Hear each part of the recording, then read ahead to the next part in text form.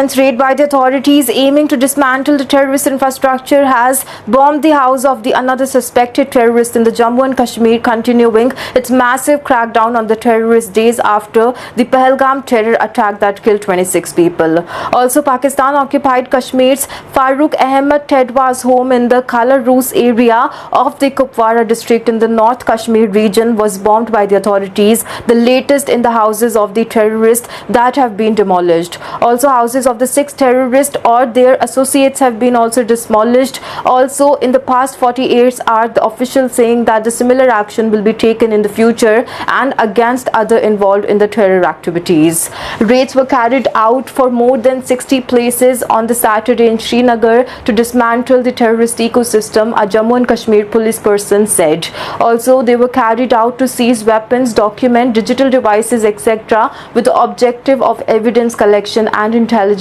gathering to detect and deter any conspirational or the terrorist activity against the security of the nation, said the police. Also, the decisive action of Jammu and Kashmir police aims to dismantle the terrorist ecosystem in the Jammu and Kashmir by identifying and taking legal action against individuals engaged in such anti-national and criminal activities, said a police spokesperson. The spokesperson also said that the police remains committed to the maintaining of peace and security in the city. An individual found furthering the agenda of the violence, disruption or the unlawful activities will face strict legal consequences under the law, the officials have warned. Also, the security forces are hunting down terrorist associates and their sympathizers across the length and the breadth of the valley to create deterrence against any Pahalgam-like attacks in the future, said an official. Terrorists on Tuesday opened fire at the Baisaran dubbed Mini Switzerland and hit with a tourist